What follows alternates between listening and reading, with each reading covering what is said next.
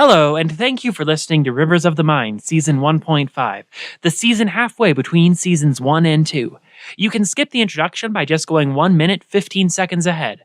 Given our recent sale to a shell company located in the Virgin Islands for 36.944321 Bitcoin, we'd like to take this time to give some special words on behalf of our clandestine sponsors: Stingray, Tomahawk, Alfredo, Yellow Lantern, India, Thomas Tancredo, 70x6, Rendezvous tonight at location 62B.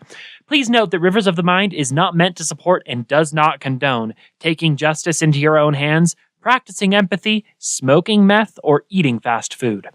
All events portrayed in Rivers of the Mind are part of an elaborate dream taking place in your own comatose mind and bear no resemblance to actual reality whatsoever, since fundamentally, all that you now consider reality is only an illusion.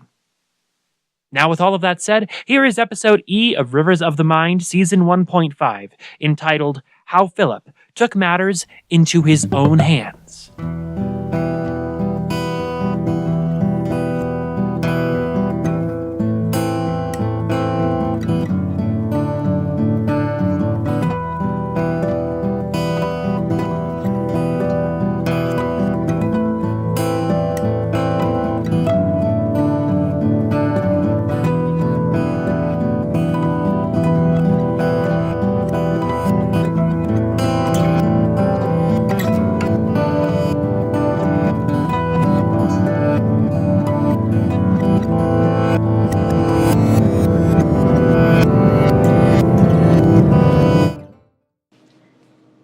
This was all I was able to find.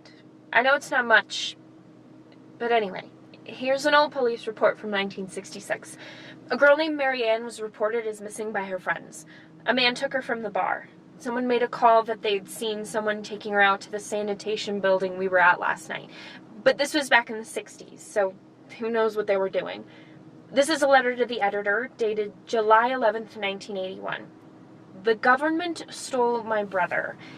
He accused the government of taking his brother to the base there, too. I mean, obviously no details. But anyway, January 2nd, 2003, there was this online article here posted by someone who claimed they used to work at a base somewhere in Texas. And they said it was hidden under a sanitation facility. Well, they wrote down that they used to do mind control experiments, stuff like that. That's it. Grace leaned back in her chair and sighed, tense.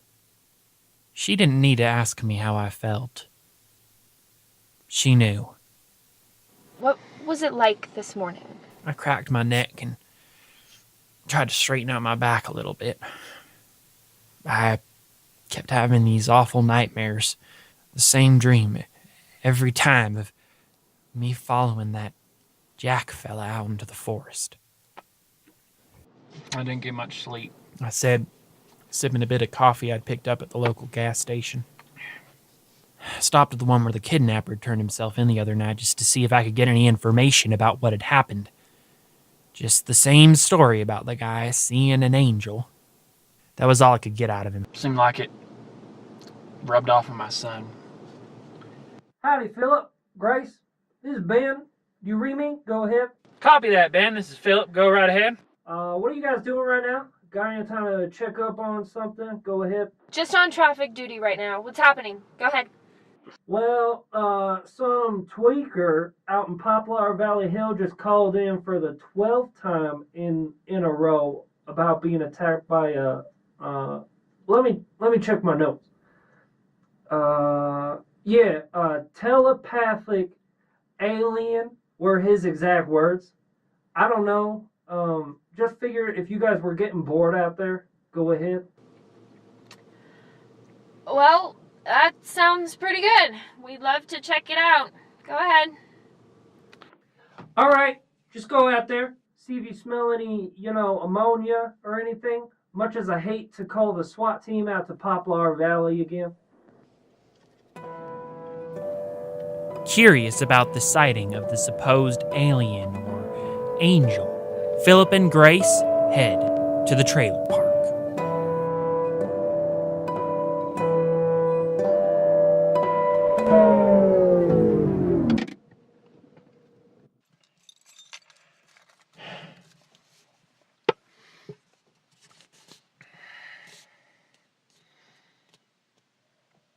What are you doing? I'm breathing. Why? You nervous, or...? I'm trying to get in the right state of mind. If I go in there, I'll paranoid and looking for answers. Someone in there is probably going to be on something that's going to mix with that and make them just snap, go all crazy. I gotta relax. And then everyone else will relax too. That's the trick. Stretching and trying to think about the beach, I felt my body relax.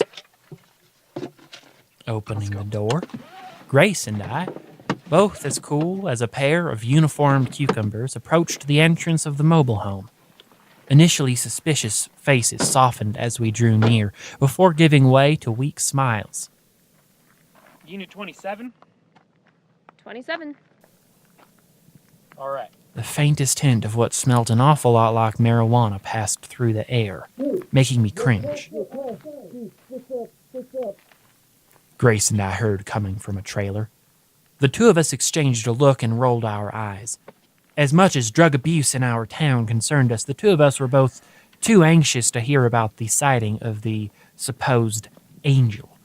Unit 27 was an old yellow mobile home with brown trim. We found Unit 27 after looking for about 10 minutes or so. Unit 27 was an old yellow mobile home with brown trim, a nice tin roof, and a tiny chimney for burning wood in the winter. A meth pipe and a handful of needles sat in the front lawn of the home, tucked in the grass. We knocked on the door. Inside, a bright-eyed and shaking young man peered through a set of blinds. His hands shook and sweat formed at the top of his brow. By the look in his face, I could tell he'd certainly seen something, but having the police here was really making things worse. I tried to remind myself to keep a cool head. The fellow opened the door, and he nervously welcomed us in. I didn't think they were going to send anyone. I kept calling. Please, sit down. He motioned to a nearby bed. A prescription for something called haloperidol sat on his kitchen counter. He started walking across the back of the house, and then he came over to this window, and oh my god, I can't, no, I don't want to, I want you to think I'm crazy. He turned to glare out the window at a passing teenager and her younger sister walking down the road. Over the entry to the door, there is a plaque commemorating his service in the army. He tried to sneak a tiny bag of some kind of white powder off of the counter and into his pocket before he sat down with us. You need to turn off your cell phones. I think they're watching me. I put my cell phone on the table and I indicated for Grace to do the same. He looked around at the ceiling and through the windows. I know what you were thinking. Oh, look at this crazy fucking white trash piece of shit. It took you guys half an hour to get here. They should have told you. I reached out my hand to him and I tried to empty my mind of fear, concentrating as hard as I could.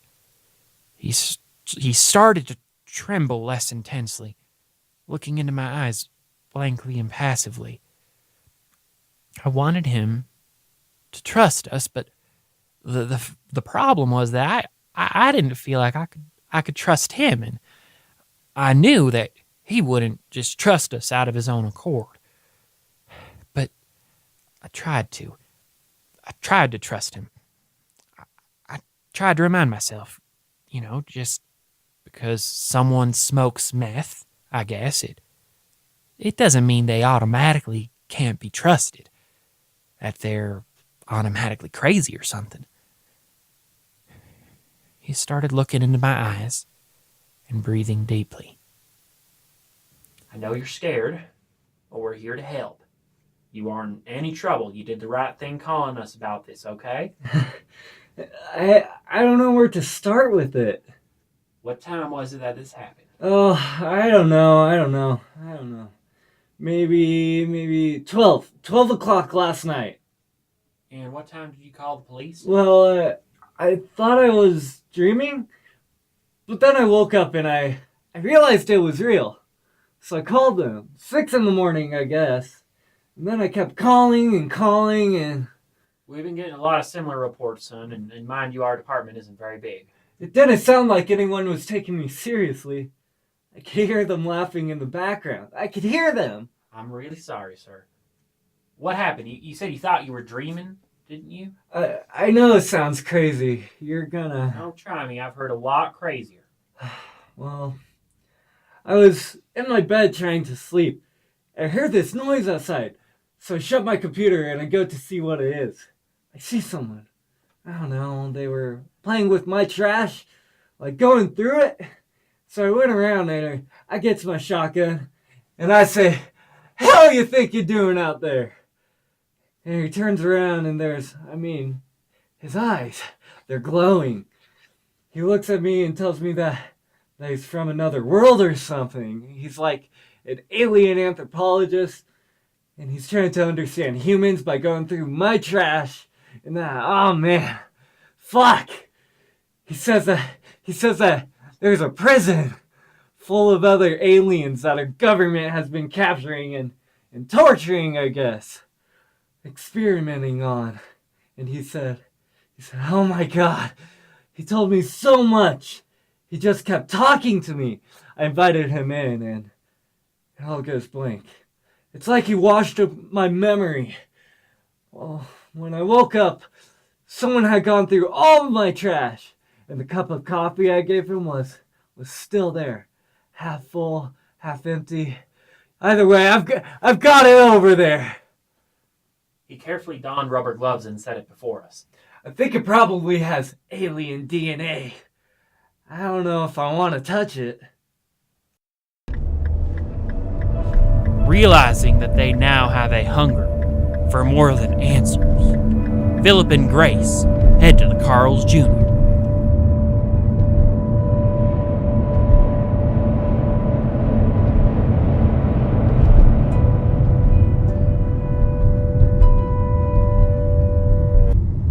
How was it? Go ahead. Real good? Oh, yeah. Real good. Go ahead. 10th call about an angel today.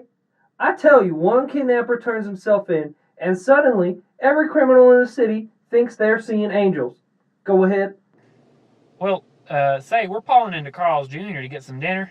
You gonna be at the station, say, about half an hour? Want us to get you anything? Go ahead. Guess it couldn't hurt. Go ahead. All right, just regular cheeseburger and fries or what? Go ahead.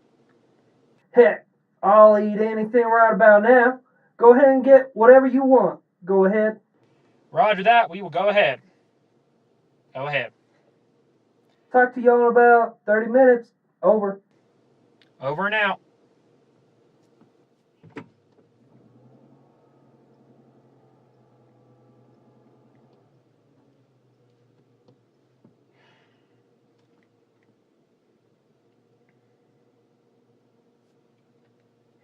You think you really saw an angel? Well, I don't believe him, but I don't doubt him. I think we need to investigate. Well, I don't know how much the chief is gonna like. Not with the chief, Grace, by ourselves.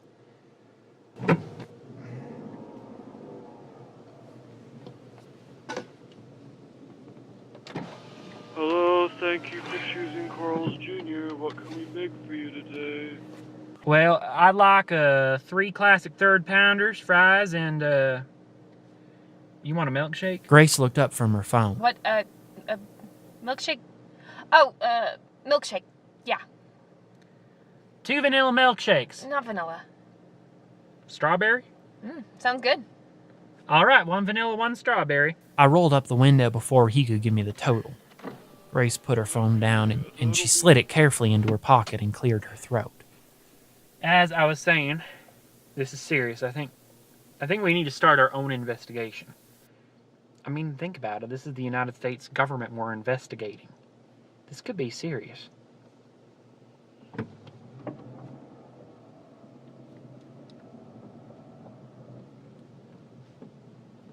You don't look convinced.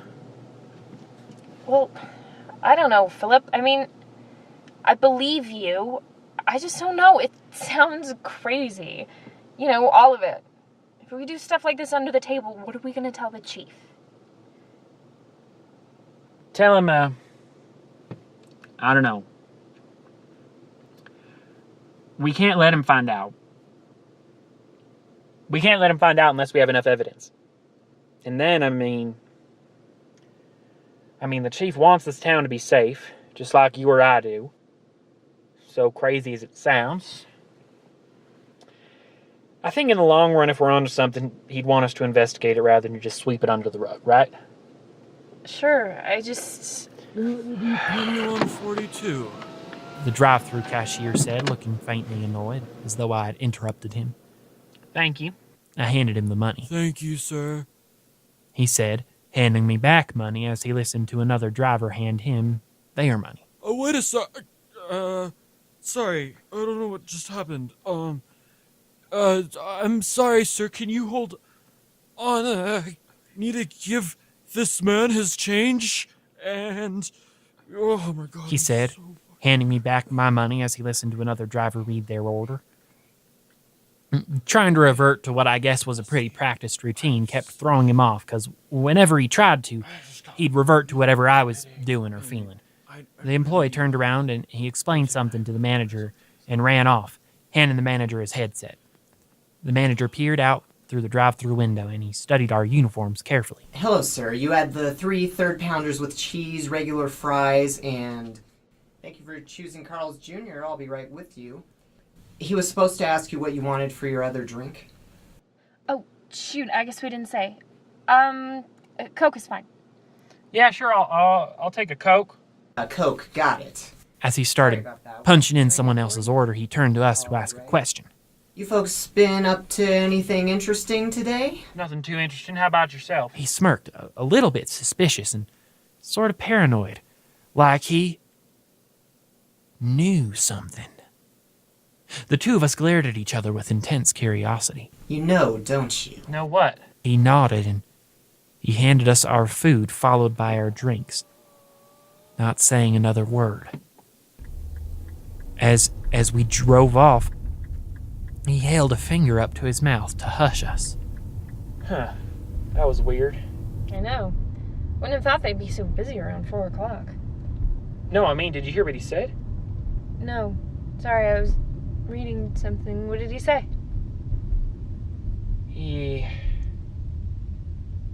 I don't know. He seemed like he was...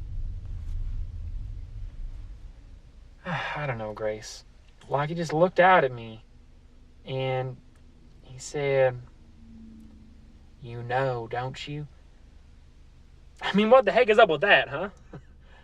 Just stares at me and... I don't know.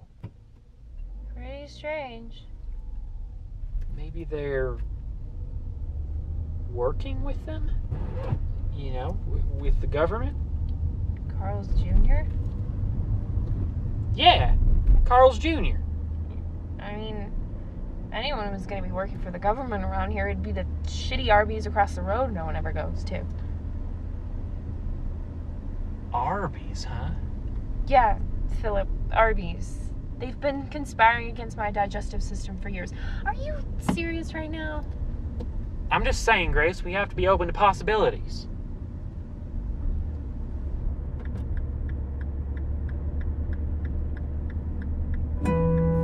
Returning to the police station, Phillip and Grace... Hey, what are you doing in here? I'm narrating my episode. I didn't mean to step on anyone's toes. I can't believe this. I am the narrator for 1.5. I mean, I don't feel like I should have to explain this. I have a contract. I should be narrating. Okay. Can you just get out? I'm getting out. I'm heading to the. Okay, I'm leaving. Are you gonna leave your lot? Okay. He left his goddamn lot. God.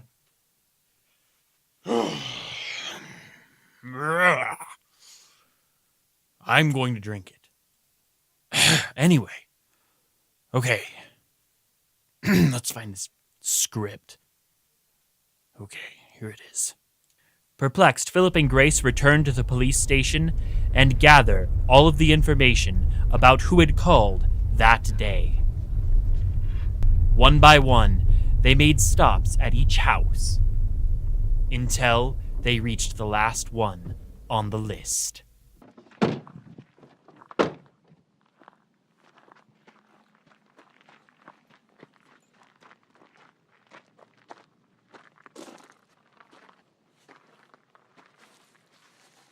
Phillip, you're going out of your damn mind.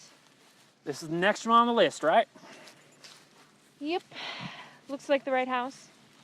Are we really going to be doing this all night, Phillip? My feet hurt. April was down here earlier today already, and she said it was just a regular break-in. But that's not what he said it was. Is it? No. A small doorbell sat on a weathered telephone pole archway in front of the entrance to the house. The lights were on, but I couldn't see if anyone was inside. I rang the doorbell. Do you have a warrant? We're here to follow up on a report you made earlier today, sir. Name and badge number. What? Name and badge number, and you will be on film. I'm sorry, I but did not call for police assistance. I know my rights as a sovereign citizen of this country. Provide me with your name and badge number, or I will refuse you entry with deadly force if necessary. Both of us read off our badge numbers. The fellow on the other side of the speaker searched for our identity information in his computer until he verified that we were real officers. Smartphone in his hand, he walked towards the gate. As he got closer, we recognized each other. It was the manager from the Carl's Jr. You did know, didn't you? Know about what? Come with me. I'll show you.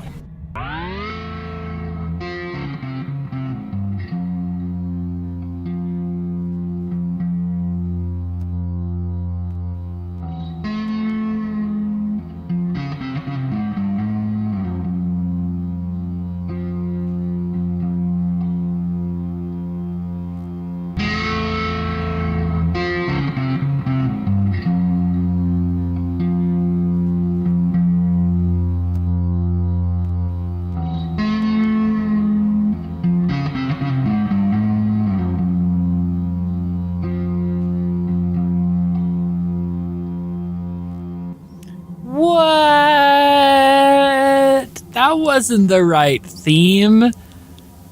I wonder if it was a storytelling device. That's crazy. No, that I wouldn't do that. I didn't even remember how that got there. Anyway, this episode of Rivers of the Mind was brought to you by Timmy Vilgiate.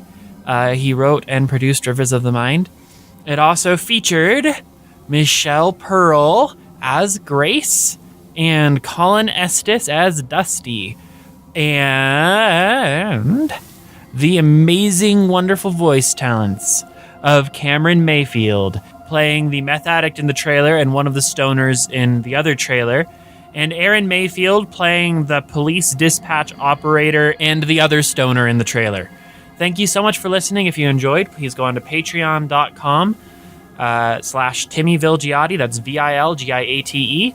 I hope you enjoyed. Please subscribe. Tell your friends to subscribe. Season 2 is going to start recording very soon. Like, how soon? It's going to start recording on May 12th, 2018. Brace yourselves.